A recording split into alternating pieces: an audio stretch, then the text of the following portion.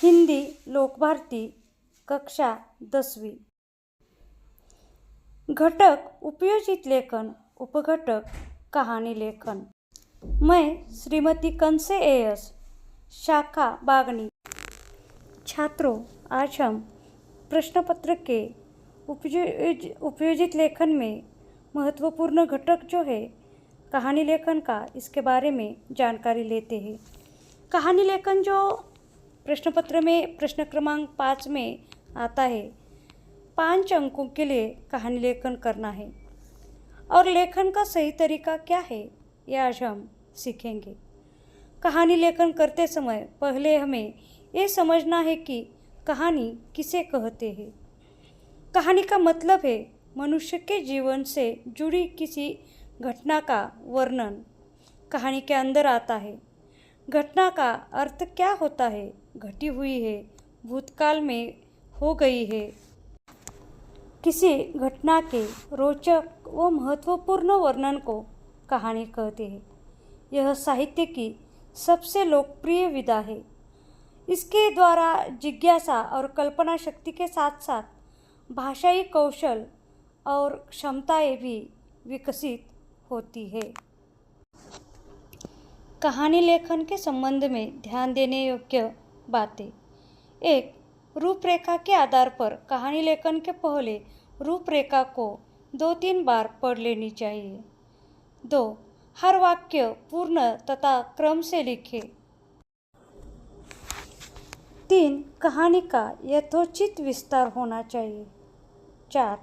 भाषा सरल तथा मुहावरेदार होनी चाहिए। 5. एक घटना पूरी हो जाए तो दूसरी घटना नए परिच्छेद से शुरू करनी चाहिए। 6. कहानी लेखन के साथ उसका शीर्षक पूछा जाता है, अतः शीर्षक ऐसा देना चाहिए जो कथा वस्तु को व्यक्त करता हो। शीर्षक संक्षिप्त और आकर्षक होना चाहिए।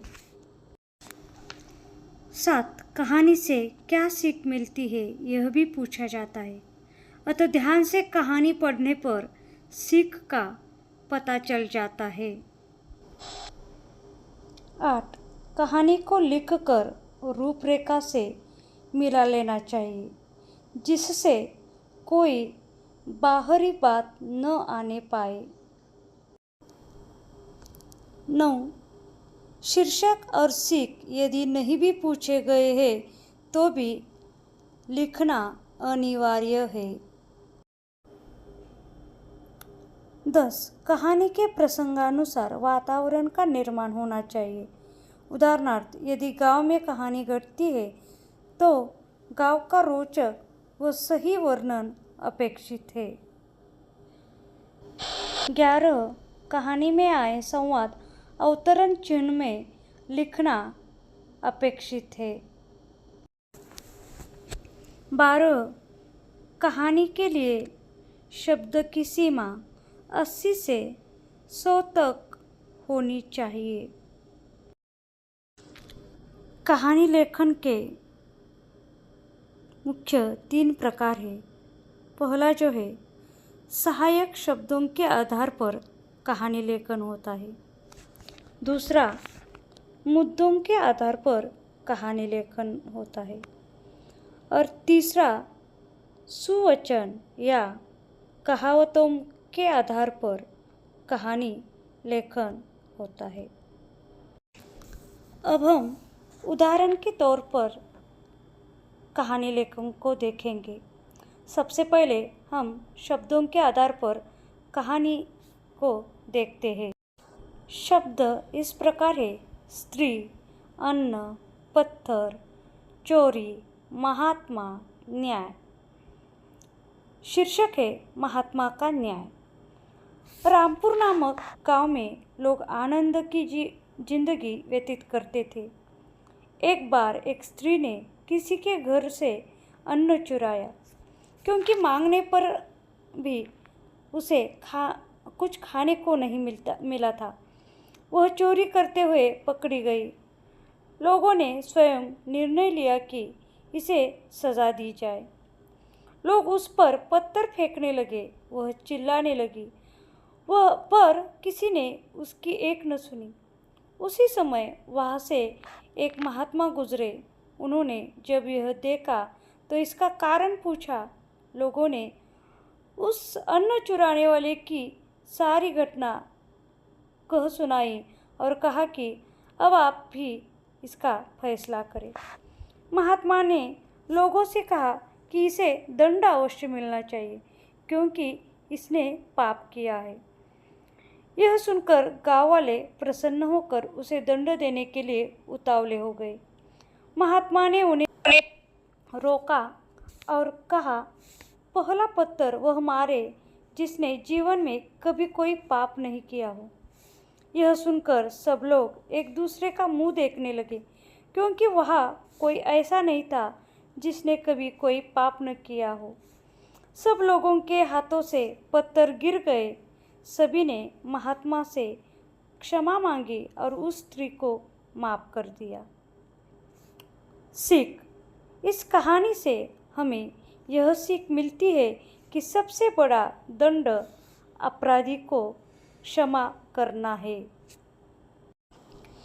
मुद्दों के आधार पर कहानी लेखन कैसे लिखते हैं, अब हम इसके बारे में जानकारी लेते हैं। मुद्दों के आधार पर कहानी लेखन का उदाहरण अब हम देखेंगे।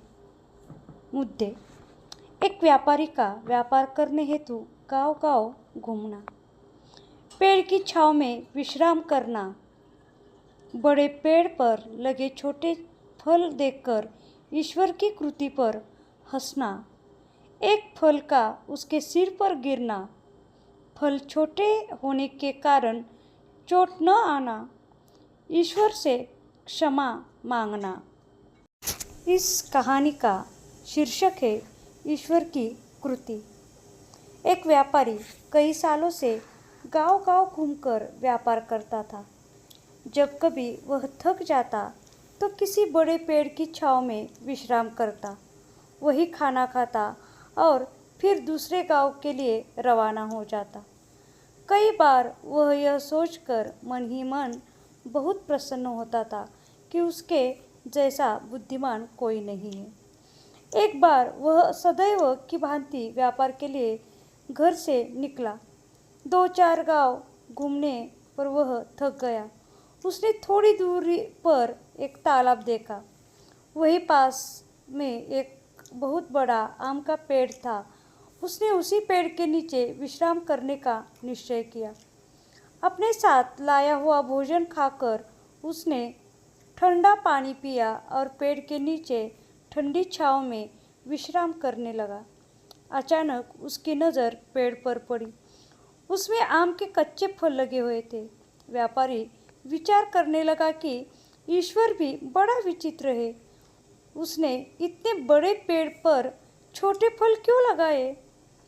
पेड़ पर तो बड़े फल होने चाहिए। छोटी छोटी लता पर तरबूज, खरबूज जैसे बड़े बड़े फल लगते हैं।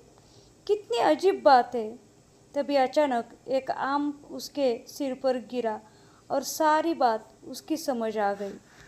उसने ईश्वर से क्षमा मांगी और सोचने लगा कि यदि इस वृक्ष पर बड़ा फल लगा होता और वह मेरे सिर पर गिरा होता तो मैं मर जाता। ईश्वर से सबसे बुद्धिमान है वह जो करता है सोच समझकर ही करता है।